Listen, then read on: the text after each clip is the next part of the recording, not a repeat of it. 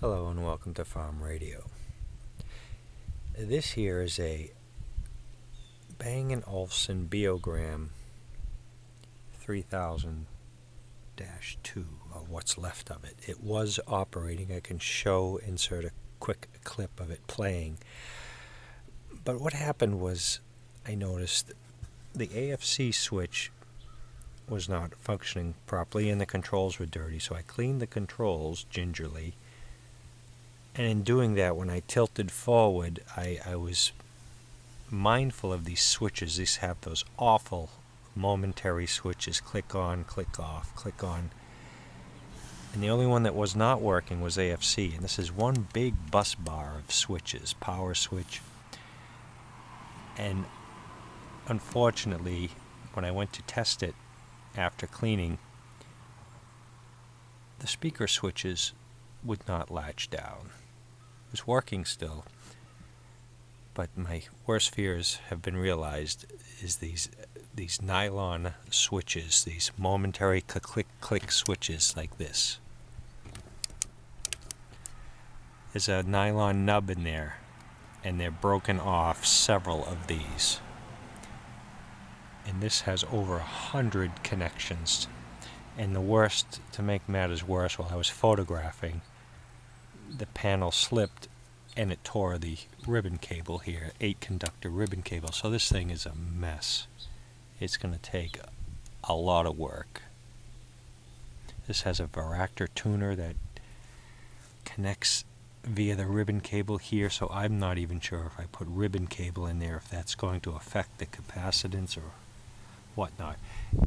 The only chance I have here is that some of these switches that are on the bus,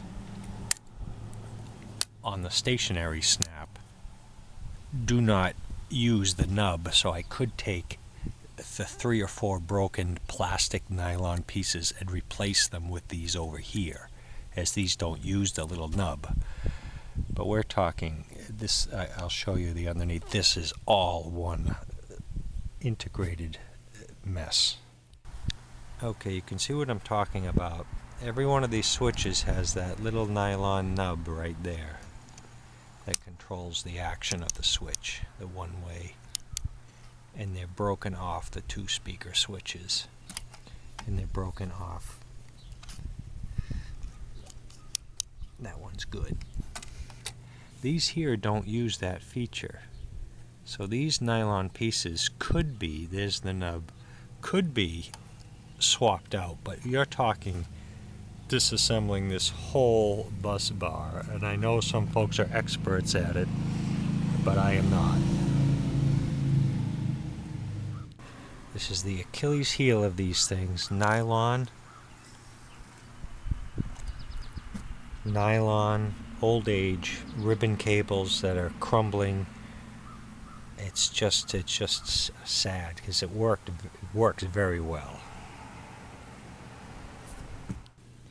Over here you have 2 potentiometers. That one connection goes to the circuit board here, and the other connection goes to that flat ribbon cable here. Like I said, I probably could take an 8 conductor new style ribbon cable. It's so brittle it'll break when you touch it. It's unfortunate that it got hindered there. Even without that being torn like that, even without this being torn like this, to get this off and then disassemble to remove some nylons and replace them with these and have this whole bus bar work correctly, because the power switch is here and it shuts off. It's just the way it's all layered together. Somebody could do it. I'm not sure it's going to be me though yet. This was another thing I enjoyed. This tuning indicator. Not only did you have a meter, but it would actually go left, right, and then both of them would be on when you're tuned.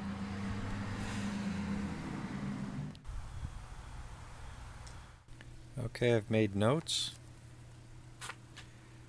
It's out. Power switch. wires, wires and more wires, notations, lots of pictures, and here is the switch assembly. This is only half of the battle. Now all these have to be taken off, and that ribbon's got to be repaired. We're talking all these switches have to come out along with the overlay ribbon. We're going to have to repair this with an 8 conductor ribbon cable. So while we attempt to work on this, we can set the main unit aside. Again, I don't know if it's possible, but I would need to take some of the nylon, unused actuator portions, and replace them at the end there where the nub is missing. Any of these that have the missing nub, that one and that one. Alright, that's going to do it on this edition of the Beomaster 3002. We will attempt to repair the switch bus here, which would include another 100 or so connections, and plus mend this ribbon cable. Will extend 8 off of here. Let's see how we do. This is a whole other logic of which switch does what. See, that one pops, so this is a whole other nightmare I may never get through, but well, if we say that, we won't. So when we get through with this, we'll be able to attach all the wires. Nothing's broken yet, but the goal again would be to take some of these that aren't using the nubs and put them into these type that need the nubs. So for now it's bagged, the dial, it's all reassembled, and that's where we'll stay. So I'm taking notes here. I got to be careful not to lose that little board standoff there. How many did I just count here? 11. I put an S wherever there's a spring located right there. Not all of them have it. And I put in a spring SL to tell me about the levers. I'll call it spring lever. This is all important on how this operates. Anyway, there are the ones with springs, these little coil springs in here, which are mostly the ones that need the replacement.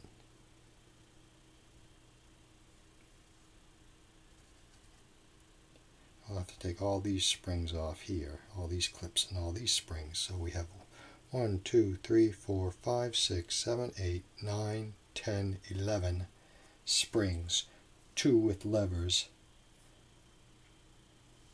And we have 1, 2, 3, 4, 5, 6, 7, 8, call them in and out types. This one works still. That's the loudness. This is speaker A, speaker B, or 1 and 2.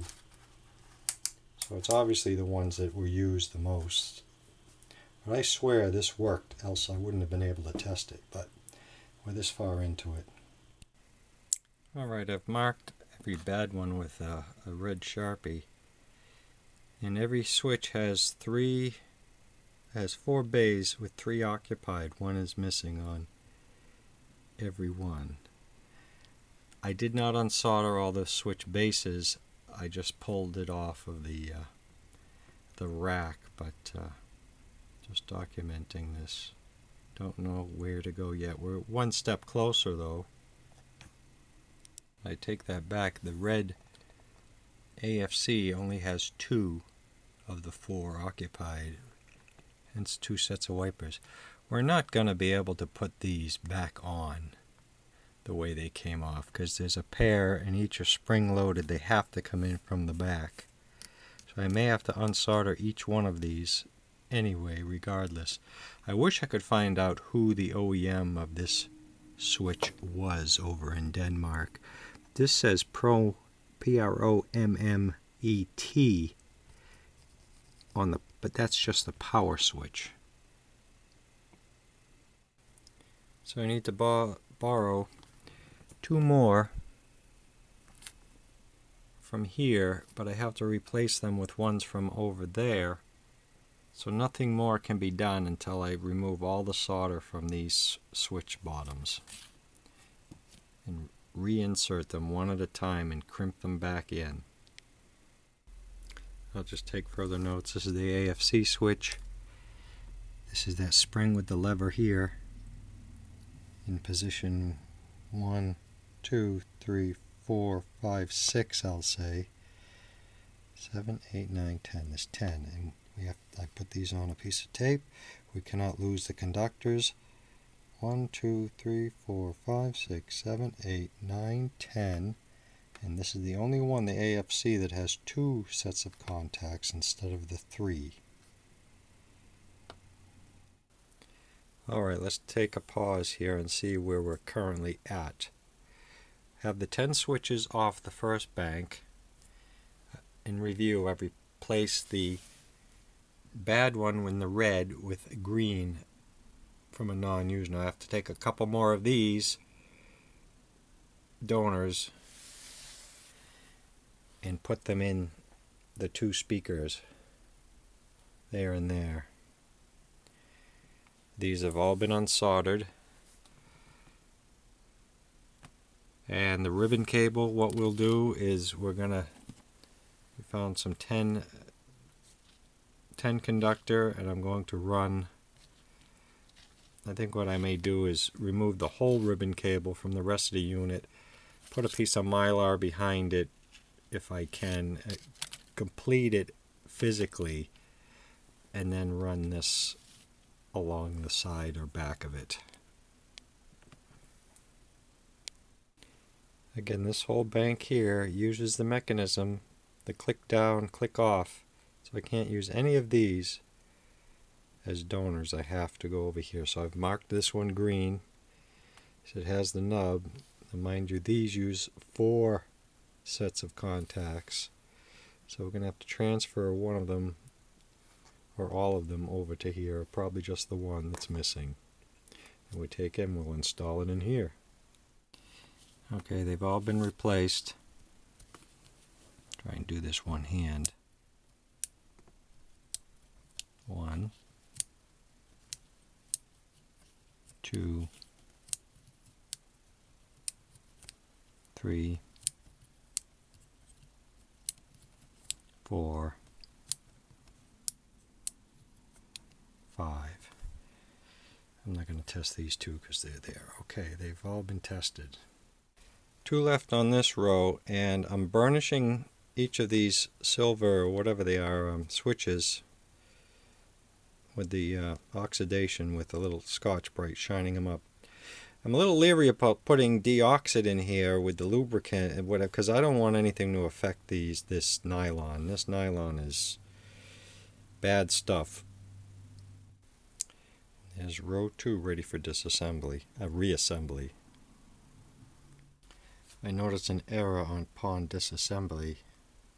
See if you can spot it, but I'll save you the step. This is on backwards this way for the 2 ears go towards the front. As you can see, it's a pair, skip 1, a pair, skip 1, a pair, skip 1. This one's upside down. We've got to change it around. That is now correct with every switch correct, except even the AFC here is the only one. I believe that's AFC. All the others are the same. This one's been corrected, so now it will fit back. So herein lies the problem. The ribbon cable lays over all those soldered switch connections. So prior to soldering these switches here, we have to come up with a solution for our ribbon cable next. If we had another one, it would be a piece of cake. I've got to harvest the rest of this from the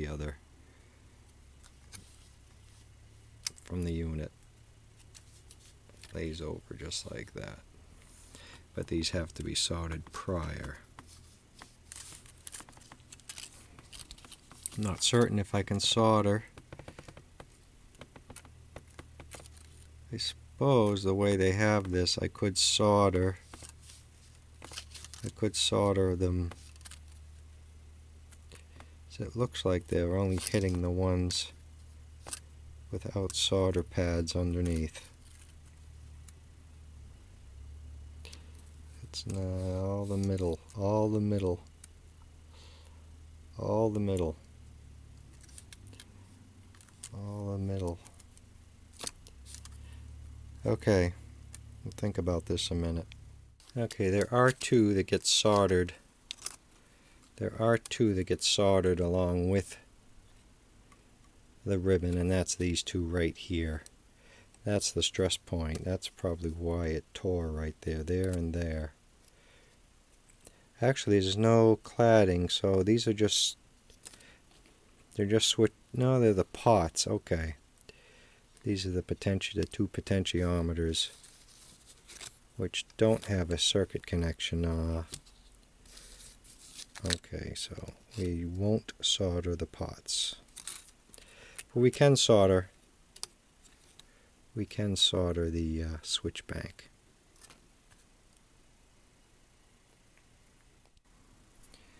Alright, I have to look into something here. This power bus is not working correctly, this mechanic, where this is off and it resets the whole line of switches with these three. Not the momentary ones. You have any of these others pressed and you hit off, it's supposed to pop everything out. So I have some logic not in order here. One of these sliders is out of place or something. Okay, I've had better jobs, I've had worse jobs, but anyway, there's our 8 connectors attached to the damaged ribbon, and I metered it and they all connect and there are no shorts. So get this on, I'll leave this lengthy and go from there. Okay, on the bus bar and the switch action here, what occurred to me is these springs here have a job function, and that's to retract back to home, so to speak, and this has a bigger spring on it than the rest of them. So when you select, say, I don't know what, this here, and then when you hit off, it kills the whole bus. Any of these selectors, aside of the snap action ones, I'll call them, that's why I just put those on for test, it will reset the bus if I choose this. I'm on, and when I hit off, I had to make sure of that functionality before I went further. So we're getting closer. So other than a handful of soldering, which I'll do outside on a nicer day, we have to solder, then place our overlay on, our compromised overlay, which we'll repair, and solder that. We have a fully functioning bus bar, and the defective ones work fine because they don't utilize the nubs, and the ones that do, I would suggest leaving in the off position so there's no pressure. Let me get focus. All you Bang & Olufsen fanatics, for that matter, when the switch is on, there's a lot of pressure on that nub right there when they're in, so I would leave them out when not in use. But there's 1, 2, 3, 4, 5, 6, 7, and the AFC down here. Again, if I hit the off, this one is down. If I hit the off button here, it will reset that one down there.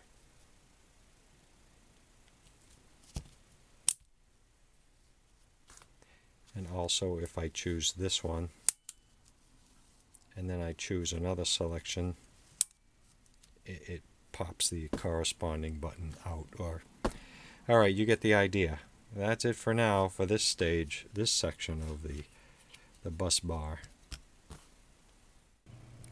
Here we are again back at the main unit. I just want to get some pictures of this setup here with the yellow and purple wire. yellow and purple wire, which goes, I think it's a potentiometer that goes violet, purple, blue, and yellow. Get some pictures of that underneath.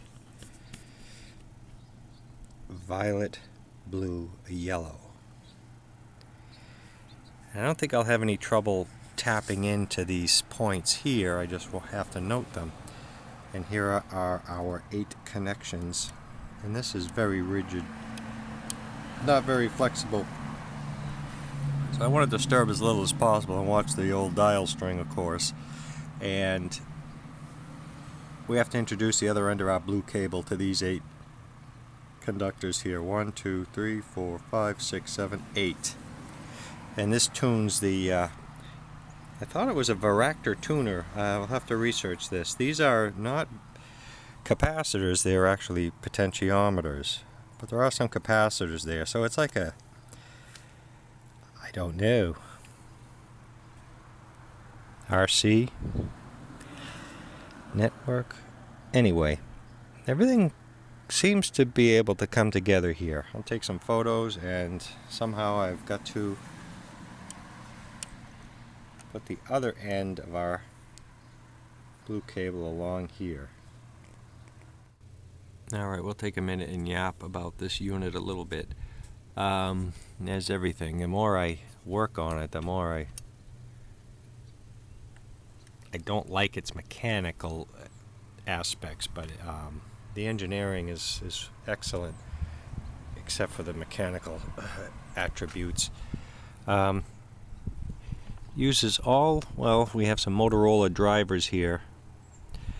I think these red ones, this has been worked on, so maybe a couple have been replaced. I don't know about the longevity of these electrolytics. This cap in the center here has vented, but it still runs, so we'll get back to that. The outputs are two N3055s. These look like a couple of pre-drivers here. Couple, I only see one. This might be a temperature it's a transistor, but it's heat sinked, and there's only one of them.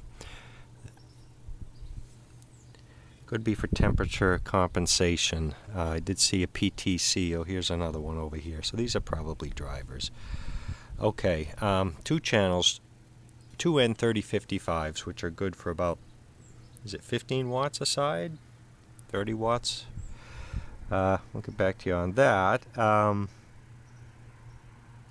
Very nice. The FM is the RCA here, integrated circuit, the CA3012.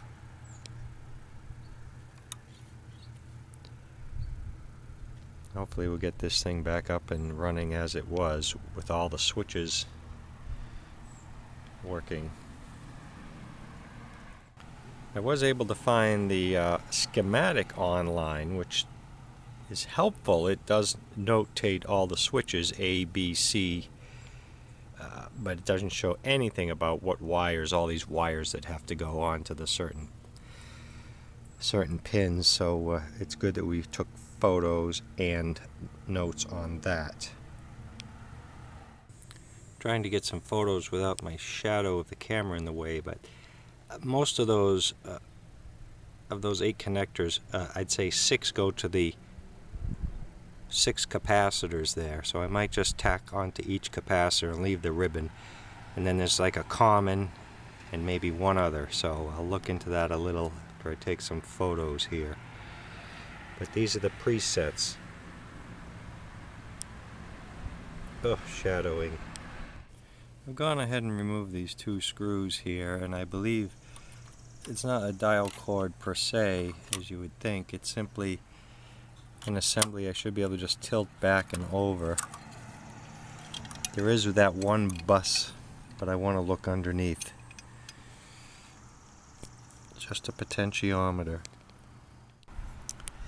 Okay, I was saying just a potentiometer.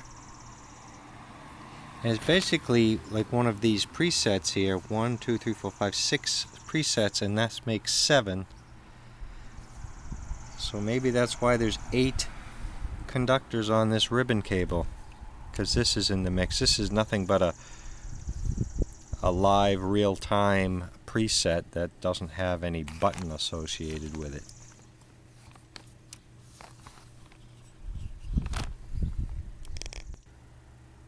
I'm thinking of making this one piece of cable again, but I've already attached my wires. So this yellow wire from the potentiometer, it goes to number 3, which is this pad here. So it simply just connects there, goes here, and then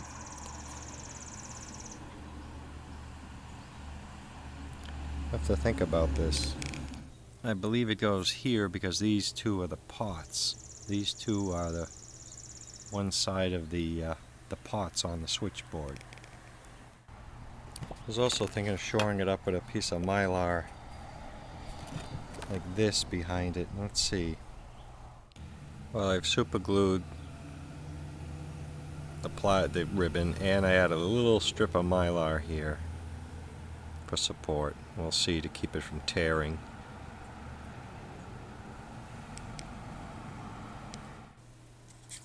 Okay, I'm back on the ribbon cable. My Mylar, I realized I should have put this on the back side. This is the contact side. So I made a little Mylar sandwich here, and it seems to be working out okay. It's pretty rigid. Although it's not electrically connected, it's physically connected. So I'm not worried about that. We'll get the blue wires tacked down here or something. Okay, our Mylar patching is complete. The cable is one again. And all we have to do is take these 8 conductors. We have the 2 holes for the pots. Lay this down on the switch assembly. And connect these 8 to these 8 here. I may tack on the capacitors over here. I'll study that, but we're ready for reassembly of the switch. So I've gone ahead and removed the other 2 conductors we won't be using. I've shortened the cable. So basically that's what we do. It gets a little hairy around these 2, but these are just an addition to the 6 on the front. So it's really 7. 6 presets and 1. So okay. Again, they're not electrically connected, but we'll make sure of that by some means. This one is... Geez, I don't even know. I'm going to have to study myself. No, this one is not. If I didn't glue that there, I could have put a piece of solder right there to connect those 2, but instead we'll just bridge from there to where it's got to go.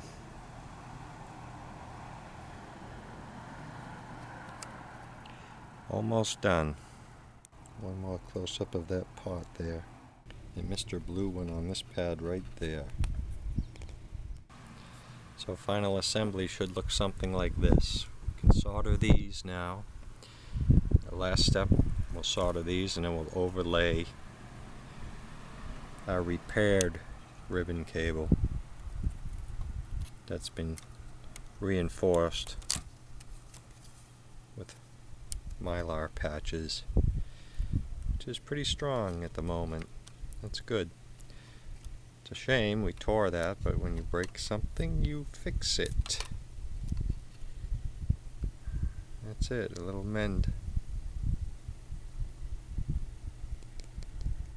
Okay, this is more of a personal note while there's good light, but of the 3 pads, because I won't see this when it's attached to the switch bus, is violet is on the bottom top pad, whatever you want to call it, goes on its own. Yellow goes to the pot near the half circle at the bottom, and the blue is over there at the bottom pad on its own. So blue goes one way, violet goes the other way, and yellow goes to that bottom pot. Okay. Back on the Beomaster 3000-2. I pity anybody that has to try to work on one of these. But anyway, the switch panel is back in. Loudness, speaker 1, speaker 2. You get the idea. Stereo light hopefully is not burned out or disturbed. Oh, see, tape doesn't click off unless you click off. Okay, so we have on, FM, phono, okay, and AFC, and the tuning indicators. I've left this off. I'm going to work. I found one mistake in my cable here, number 3. I may take this cable out and just individually wire them over there. I haven't decided yet. I'm going to leave that for the moment. I may power this up before I have some left here to solder on the overlay. But there's just so many things that can go wrong here. Everything is a micromillimeter away from a short circuit. All the stereo lights, all the tuning meter, the light, everything is just so close to chassis ground, and they move and they break. I've double checked the pots here will break easy. Everything on this thing, oh, it's just, I'm telling you. So we're going to leave this aside, and I just want to power it up and check for the amplifier and functionality. I've referred to the pictures, and I've soldered every one of these wires back on, and every switch connection back on. Checking and double checking. Okay, I powered it up. It actually works. I don't have the presets. The tuning indicators are working, but the power light is not. I believe stereo is. Worked before. Okay, that's a quick check. It's working. I decided to scrap the ribbon cable and just hardwire them to each corresponding spot. Have to check the voltage on that light there. It's attached. I'm not messing with it. Power. I'll check the voltage on that. That lamp is probably gone from moving it. The tuning indicators work as they should. It does left, right, centered, tuning meter. Presets again. Your preset over here, these are the presets. Tune. I'm choosing you for the My Ride song today. It's country. Now preset 2, you used to have to hold the button down for it to work, but that's been cured. So they're treated more Okay. like... Oh, why I'm not getting... I get some action there, okay.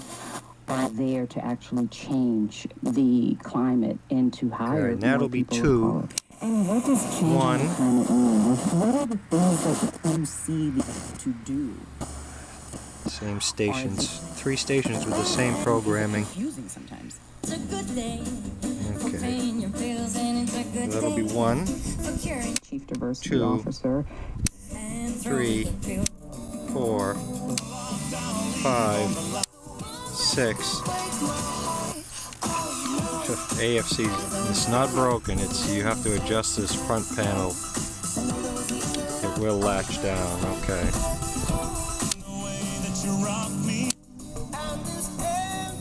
Here on Standard Time with It's a Job or set up the job differently. Night, and we hope your afternoon. Standard FM will be this dial here. And off. Got to adjust this bus here. It's so touchy.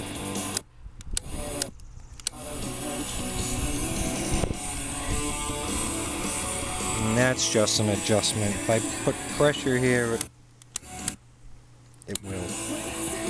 Oh, stand by. This power switch is not installed yet. It still goes in a can. It gets mounted right there.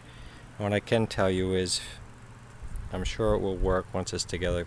You click FM and it's C, but if you just hold that, it'll click off.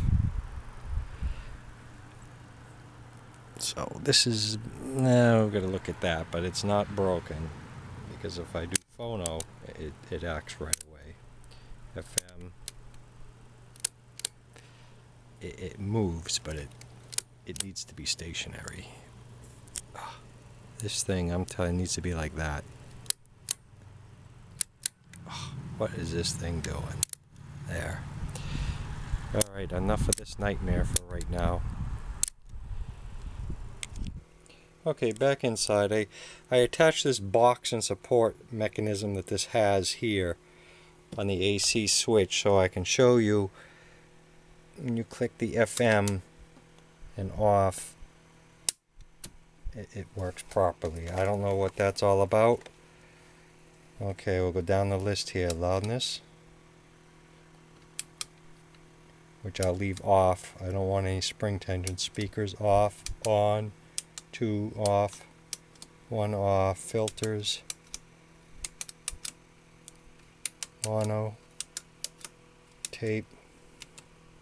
Tape is triggered by that. Okay, phono, off, phono 2, off, FM, off, preset, off, 2, off, 3, off, 4, off, 5, off, 6, off, AFC off. Oh my word. This will come with a large bottle of aspirin. Okay, the final put back on this Beomaster will be our tuning, and I couldn't see in the light yesterday. The stereo light is indicating, although it's weak, but it is there, so it's just as it always was. The only casualty is the power light. That's 20 volts AC. Must come right off it's those 2 brown wires right there. 20 volts on that. That's dangerous. We'll replace that with something. And it's amazing this thing works the way it does with all that mess that had to be taken apart. It's working. I know this is a little shaky over here. Not shaky, it's just it's been compromised, but we tacked them all in there. We'll put our spacers back. We lost this one somewhere. I don't know where that fell out of. I'll just consult the pictures. We have the little black one here still. It goes between these boards. And we'll review the pictures. I have this little mylar piece here that fell out of somewhere. There's so much little glue and tape and oh my god, short circuit at any turn. Now there is glue there. I'll try to match up where this goes. I'm assuming it's for the headphone jack over here. It seemed to be, that's another dangerous, I'm guessing it went like there, but more on that. But sure, presets, and like I said, the switch will work when it's mounted properly.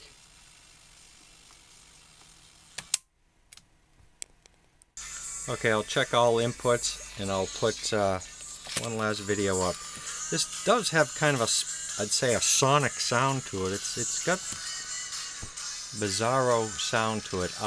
Have to replace the power indicator.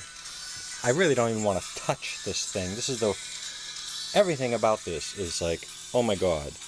Anyway, there it is, back together, playing. I will check all inputs. All the switches are working. We lost an indicator, the on light. The presets work, the tuning wheels, everything on this is just nuts. I'd like to study it a little bit more with the schematic. Everything about this thing, it's royal, all right. It's a royal PIA to work on. Unbelievable. I found where the little spacer went from the pictures. Power switch. I am not. All the screws are back.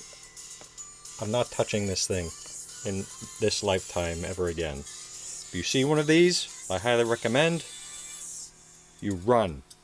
the other way. A couple things to make note of, all you hi-fi repair people up there.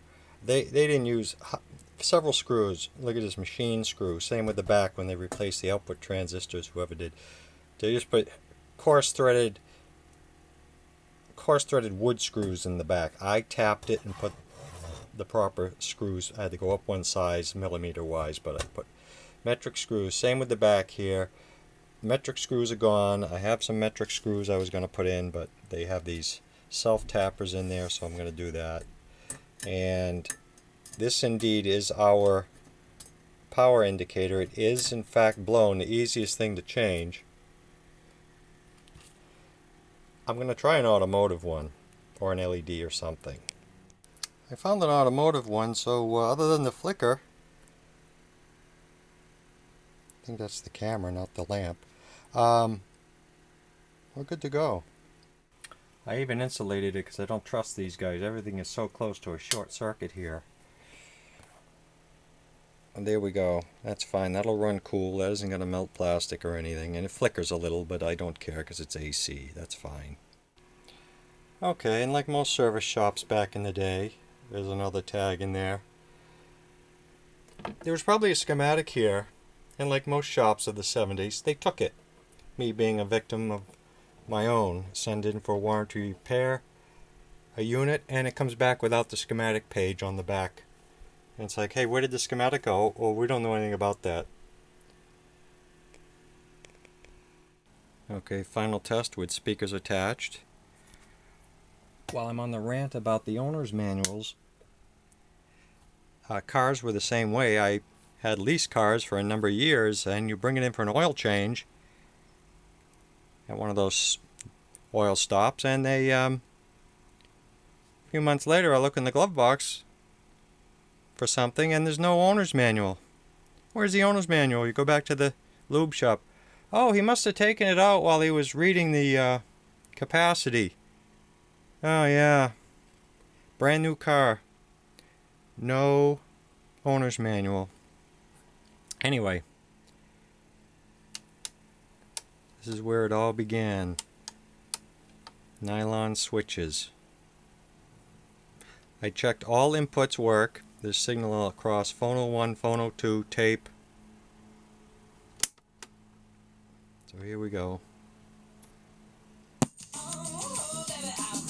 These little wheels here, another pain. The meter is working. Oh, hallelujah.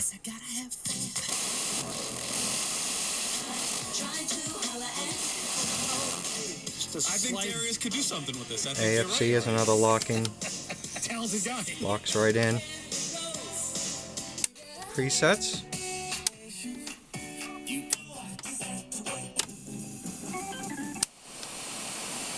No preset on 2. Okay, 2 is working. And 1. And off. I go phono 2. Off. Again, FM. For the Celtics. It's And NBA off. That will do it for the Bang & Olufsen Beomaster 3002. Hallelujah to that one. Thanks for watching.